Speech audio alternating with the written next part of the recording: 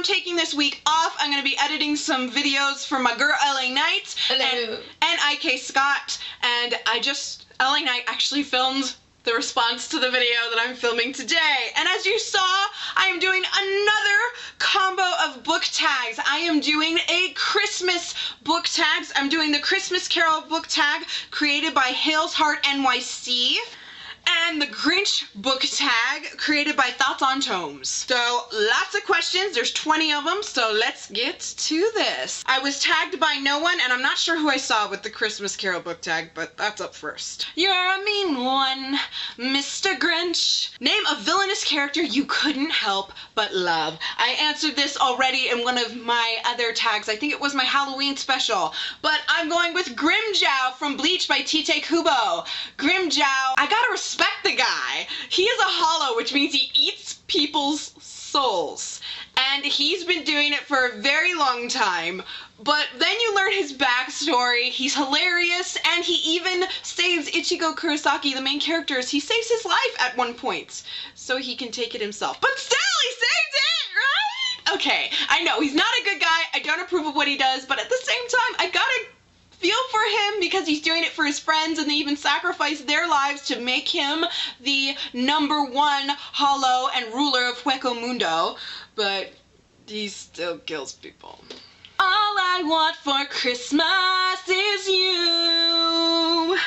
What book do you most hope to see under your Christmas tree? I already know I'm getting it because I asked for it and I know it's coming, but I want the rest of the Legend of Zelda manga by Akira Himekawa. I already have Ocarina of Time Volumes 1 and 2 and Majora's Mask, but there are, I think, 7 more. And I'm gonna get all of them for Christmas, and I am really, really, really excited for it. And you can already tell I made a spot on my shelf. That's Legend of Zelda manga right there. I know secret. I know secret. No telling. I like being surprised on I would Christmas. not tell her even if she wanted me to. No. My mother would kill me because my mother's the one who is getting most of Lorian's Christmas gifts. That's LA Knight we were filming in here. Rudolph the Red-Nosed Reindeer. Name a character that overcomes major obstacles and learns to believe in themselves. So that's like every book I read. I was like, I could go anywhere with this, but I decided to bring up a manga because I talk about manga a lot, but I don't talk about this manga a lot, and I love it, and I've read every single chapter, and I want to own all of it. I'm only missing 1 volume, and then I own the whole thing. Okay, I only have the 1 volume, and that's Yu Yu Hakusho by Yoshihiro Togashi. I'm talking about Yusuke Urameshi, the main character right here. In case you don't know, this little thingy on his head, you see that? That means he's a ghost. He is a delinquent who gets into trouble all the time. He smokes, he gets kicked out of school. If he's not ditching, he gets into fights. He is a very dangerous kid, and yet he has a crush on this girl right here, who is the student body president. And everyone gets on him about being a good person, but the only person he listens to is her. And then he sees this kid who is playing by a super busy street, and cars are going really, really fast. And the kid runs into the street, and instead of letting the kid get hit by the car, he runs out, he shoves the kid aside, and dies. He's killed. When a spirit comes to collect him for the afterlife, they said, actually, we decided to give you a second chance because this was so out of character for you that we don't really know what to do with you now.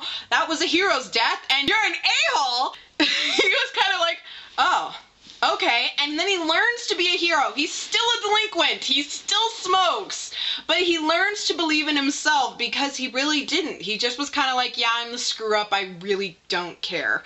And instead, he ends up putting his life on the line over and over and over again to help other people. And he turns into this great person. And he runs a noodle stand at the end.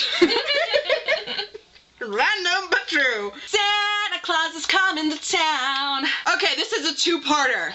Which character do you think would be on top of the naughty list? Well, I'm gonna go with a horrible character, one of my most evil characters in literature I've ever read, and that is Dorothea from the Black Jewels series by Anne Bishop. Dorothea is a monster. Yes, Ray? I think Hakata should be on there too, considering she murdered her own child. And Hikata, Dorothea's teacher. Hikata did. She cut up her own baby. Her newborn baby and her baby to its father in pieces. in a box. Yeah. Yeah. He found a hand or a foot first. I can't remember which, but yeah. Hikata is terrible. Dorothea is horrible. Hikata puts Dorothea up because Dorothea is more subtle than Hikata. Hikata will cut up people's children and expects no retaliation and was surprised when an entire people was wiped out because they're the ones that helped her do that. Yeah. And she caused an inter-realm war. I don't know if that's like intercontinents or if it's multiple continents. Multiple dimensions. Multiple dimensions, basically. But I don't know. I don't know if there's like continents. There's no maps. It's so annoying. But Dorothea, she's more subtle. And she gets the people to destroy themselves. Especially in the Invisible Ring. You get to see one of her masters of the guard. One of the guys who's the lord of her army. His dad was a great person. And you see through his mind, and you see himself go from being an okay guy, just doing his job, into this monster who is going to commit a genocide and loves that. And it's horrible because that's what she does, and she does it over and over again. In her realm, where Dorothea rules, there is no nation, people, town, group of individuals untouched by her hand. It's terrible. She is what Hikata was trying to do and didn't quite accomplish. And she's a child molester. Oh, yeah. Yes. Oh, she molests her own son. Whew. Off of that one, on to the second part. Which character do you think would be at top of the nice list? Now, I would go with a book, but it's in my book tree. I'll show you the little clip of me fangirling over it.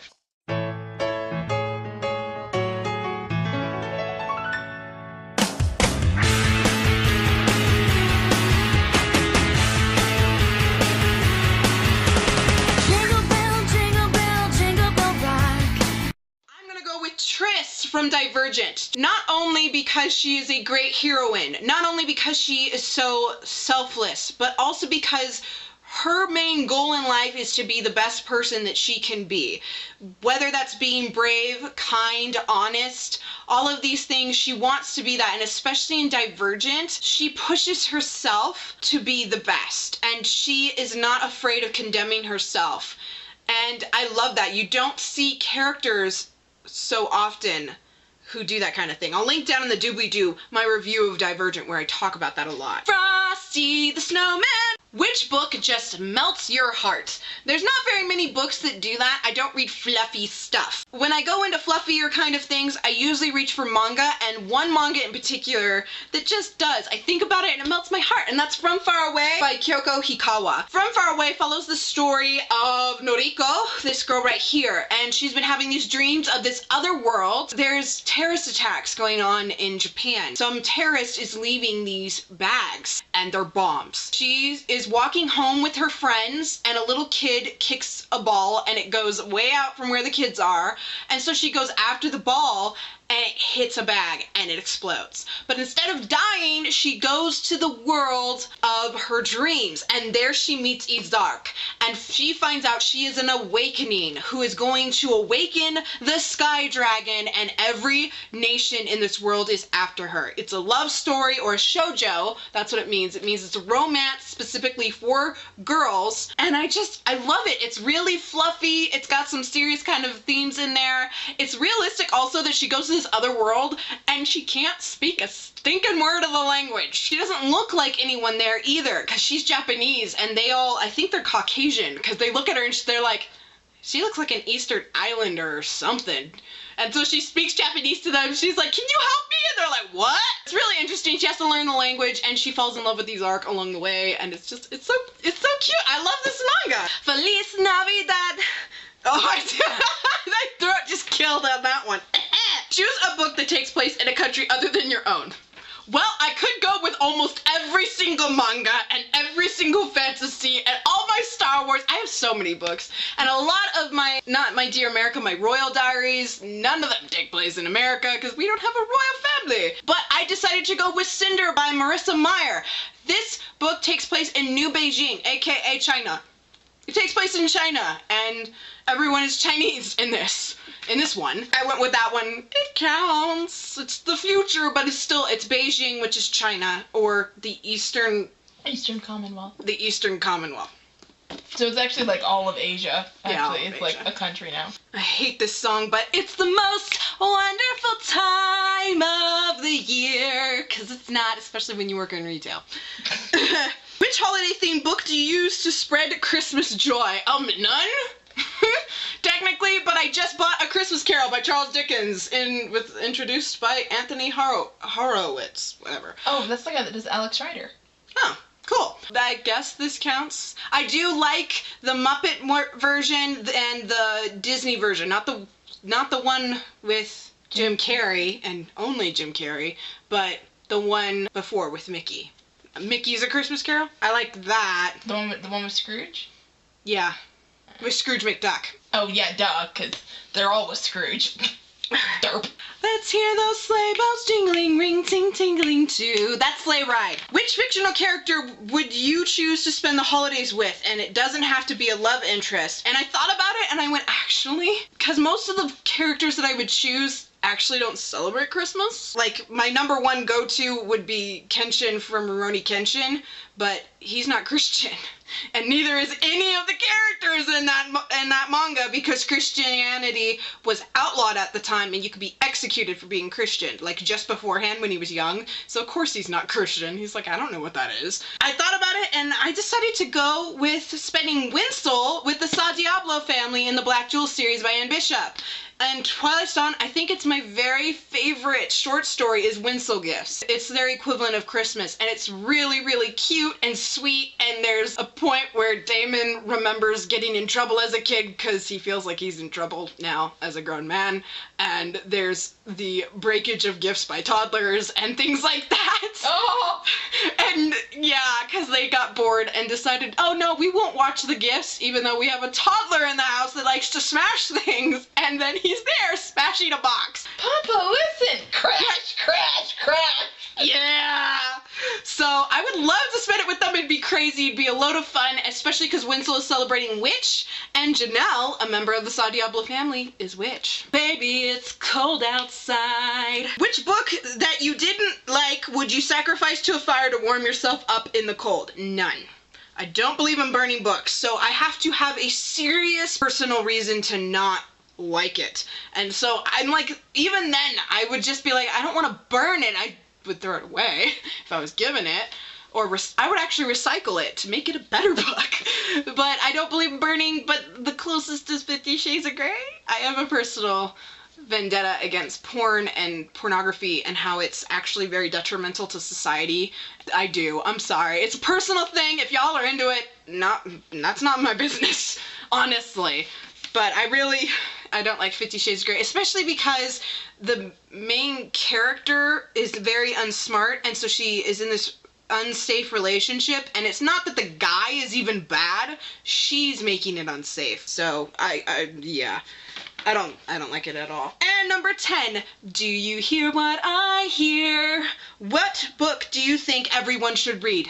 Y'all know this. Y'all know this. Y'all know this. It's Glass by my lady Ellie Knight over there. Hi. Yes. And you totally didn't see that, but I made the sideways peace sign at people. That. If you're British, I'm sorry. What? That it's peace. Wait, what's this in Britain? This.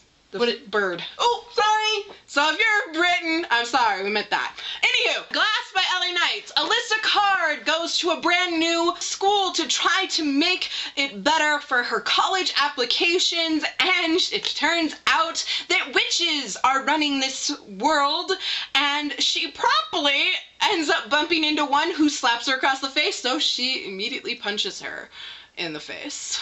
Alyssa punches the Witch Queen, Lily, and turns out that you can only be on one of two sides, Lily or Geneva, and by lunchtime she's punched Geneva too. She decides to pick Or, and pandemonium erupts, and she changes the lives of all these people trapped in this terrible war that's going on. And it's really clever. I love the world building. I love it. I love it. And you can't get this at the library. It's only available on Amazon because Raven self-published this. So promoting, read it. It's great. I love it. Lots of violence and hot boys. Onto the Grinch book tag. This was created by Thoughts on Tomes. I was tagged by no one once again. However, I saw Novels and Nonsense do this, so I will link her video along with the original down in the doobly-doo. Half the lights on the Christmas tree are burnt out. We actually had this. We just put up my Christmas tree, and one strand, half was burnt out, but it still sent lights to the next strands, and we were okay, but gah. Name a book, series, or character that started out good but then went downhill. Y'all should know. I'm going to talk about The Inheritance Cycle by Christopher Paolini. This is Aragon. Book 2 is Eldest. Aragon is an okay book. It's like a 3 out of 5 stars. Solid 3. Eldest is a 5 out of 5 stars, and the third book sucks, which is annoying. Raven gives it like a 1.5 to 2 stars. I gave it 1, which means I hated it. I did not like it enough that I just stopped reading, and I had to read it for her. She wanted to know what happened, so I read through the And I got really mad. I got really mad when she told me what was going on. I did not like it. I don't think it did well. And actually, it's not that Christopher Paolini is an idiot. It actually is that he wanted this to be a trilogy. And have you seen the last 2 books? They're huge. So he was going to write a book this big.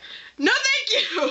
So he had to split it up, and then he didn't fight hard enough to push back the due date, and he came out, and so it was really choppily done. The characters don't make much sense. It's so badly done. You can tell it's only half a book because it's worth half a book, and it's a poorly written one at that. So divide that, you get less than 25%, y'all. So what? Half a book, so 50%. Oh, I get it. Poorly written one, not even 25%. I got it. I understood that. I understood that reference. Anyway, I did not like it. Annoying Great Aunt Sally will not leave you alone. Name a book that you didn't enjoy but everyone seems to love, so it never goes away. I'm gonna go with Days of Blood and Starlight by Lanny Taylor. I will link my review down in the doobly-doo. I do not like this book. So much anger. I will explain later on, because I got another question where I'll go into more detail. Your pets keep knocking over the Christmas decorations. That hasn't happened, but my cat just totally knocked one of my things down. Name a character that kept messing things up for everyone else, but you can't pick a villain. Well, that was a little more difficult, but I do have a wonderful answer, and I'm talking about Lady Anne in Daughter of the Forest by Juliette Marillier, or however you say her last name, I have no clue. Anywho, Lady Anne is the love interest's mother, and she does not approve of Sorsha because she's a racist. Her people, the British, are at serious war with the Irish, and she thinks her son was killed, and he was actually captured and tortured by the Irish. So she has a good reason, and she is civil to her, but there's a point, the main character, Sorsha, breaks her ankle, and she doesn't help her at all.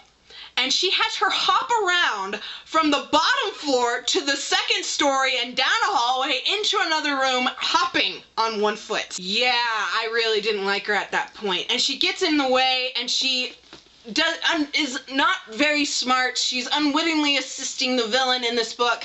However, she is a good person. She's definitely not a villain. She's not even really that much of an antagonist, because at the very end, when Sorsha's life is on the line, she does this heroic ride for like 16, 18 hours on a horse to go get a guy to save Sorsha's life. So she is a good person.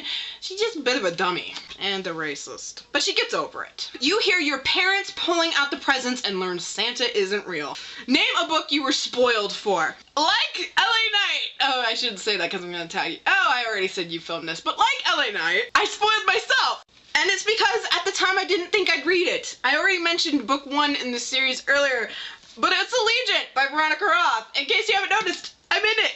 I know the end. And it's my fault. It's entirely my fault. I didn't think I would get into Divergent, and I love it. So now I'm kind of treading the end, but I'm also really, really eager to see it.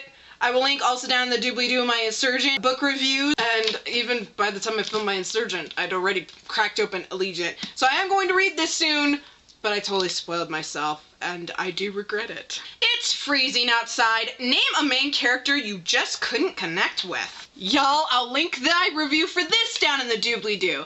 It's Nevermore by Kelly Cray. I do not like Isobel. I don't like her at all. She doesn't win me over by the end. She does some pretty cool things in some times, and at other times I just want to beat her over the head with a frying pan. She drives me nuts. She's the type of person that if I knew her at school, I would despise her. And Raven was like, but I'd like her, and I went, yeah, and she'd hate you and mock you for fun. Because that's the type of person Isabel is. See, hold on. Quick side note, you said that, and I don't remember if I mentioned this in my comment, but I actually had friends like Isabel, and yeah, they made fun of me sometimes, and it was hurtful, but other times they really stuck up for me. It just depended on the day, which is not a good friend, not saying that's okay, but I have this ability to pretty much make friends with almost anyone, as long as they're not like the spawn of the devil. So I could have made friends with Isabel, just saying. That's why I don't like Isabel. Because I knew people who did that to Raven, and I despise them. Lorraine is a good friend. I was the person that in a classroom I realized everyone was mocking her, and I made it very clear that if they didn't shut up, I was going to rip their heads off. And they all got quiet and sat in their seats and didn't talk until the teacher came back. I'm that intimidating and that defensive. But yeah, I don't like Isabel at all. Mariah Carey's All I Want for Christmas Is You is plain and plain and plain, and it's giving you anti-romantic feelings. Name a couple you couldn't stand. Honestly, I'm gonna go with Edward and Bella from Twilight. I liked them in book 1. I didn't like them in book 2. By book 3, they got on my nerves. They won me over with Breaking Dawn, but even so, by book 3, I really hated that they were together. They are a very unhealthy relationship, and that was clear. The only other guy that she could get with was Jacob, who I didn't like that much either. He was not a good guy. I don't like the romance. I like the way she writes it, which sounds weird. I like the terms that she uses and the fact that she could build up all the sexual tension with people sitting next to each other and stuff. I really liked that. But don't get me wrong, I don't like Edward and Bella as a couple. They do. They win me over in Breaking Dawn, but pre-Breaking Dawn, I was just like, ugh. That scratchy homemade wool sweater you got for Christmas but can't get rid of. First of all, I would never keep that shit. I would donate it. That's a bad word. I would never keep that. Show some books that have been sitting on your shelves for a while and you aren't motivated to read, but you don't have the heart to get rid of. I actually don't have any. I have a rule. If I have a book or a part of a series that I haven't read in a year or I haven't touched in a year, I sell that. I already have books. I have a huge pile of books to sell, some of which are like repurchases and I got a better copy of, but I have at least 1 or 2 books in there that is my rule. It's been almost a year.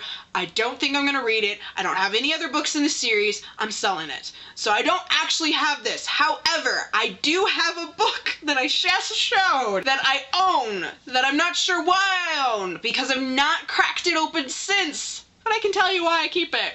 It's because the cover's pretty. It's Nevermore by Kelly Cray. I don't like Isabel. I don't like this book. It's so pretty. Look at how pretty it is. That's what got me. Look how pretty it is. That's what Isabel's got me. an idiot. I like the book enough. I don't like the book writing. I like the cover enough. enough. The cover. It's pretty. And I hear the sequel's better. I'll read it eventually. I have it, so she's got time. Yeah, I'm never gonna reread Nevermore, but it's so pretty I don't want to sell it. I should. I'm getting new books. I'm out of space, but I'm not selling it. So are we. We like books too much. No We'd such be thing. too crazy. On our budget it is. Nah. Grandma got run over by a reindeer! Name a character death you are mad about. Warn people for spoilers, you can use TV or movie deaths. I'm not gonna go with TV or movie deaths because I don't actually get mad about character deaths.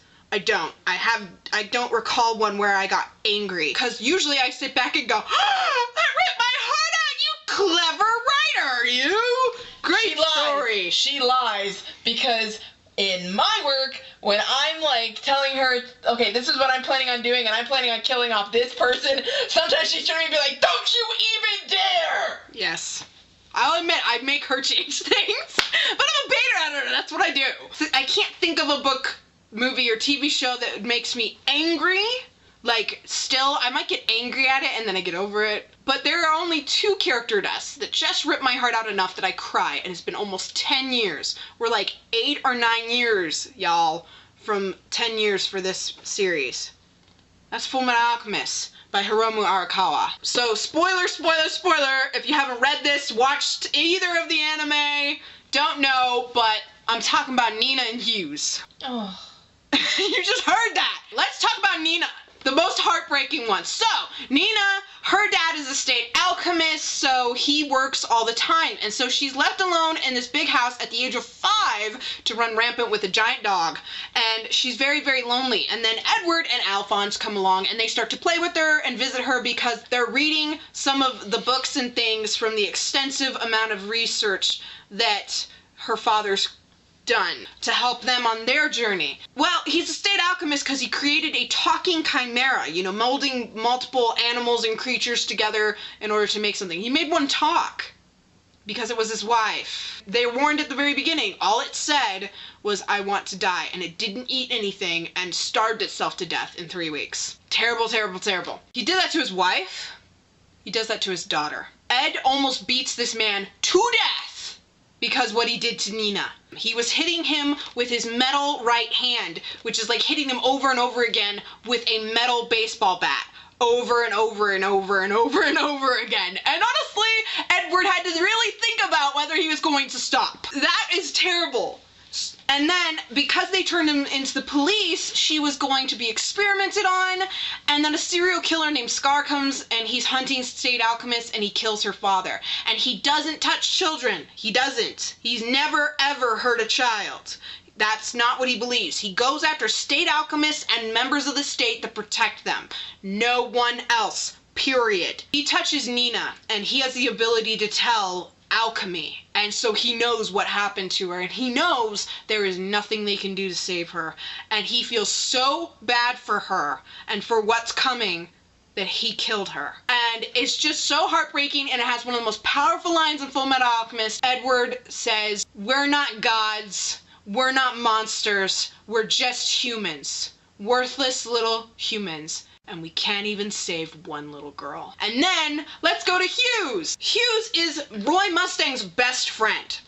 He's looking into stuff for Edward. And it's a really important plot point what happens. But Hughes is going to work late one night and he figures out the big secret. He realizes, oh my gosh, I could get assassinated for this. He starts running around trying to call up Roy Mustang, and he's tracked down by a homunculus, a shape-shifting homunculus. He manages to get Roy on the phone just as the homunculus changes into the shape of his wife and shoots him. It's how it's done in this and both the animated series, the original and Brotherhood. Roy is sitting there and he's like, oh, my best friend is interrupting me once again. What do you want, Hughes? And then he hears the gunshot. His eyes pop open. Hughes. He sits up. Hughes! Cuts to the hanging receiver. The homunculus hangs it up. Cuts to Hughes' body and his blood washing over the picture of his family. And if that is not enough, that is not enough to just rip your heart out! His 3 or 4-year-old daughter, that was her birthday!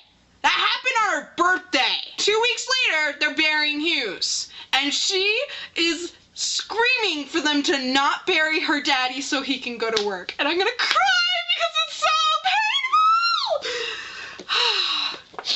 Dear sweet goodness, you ripped my heart out, Hiromu Arakawa! Are you tearing? Raven's sitting over here crying. It's so sad.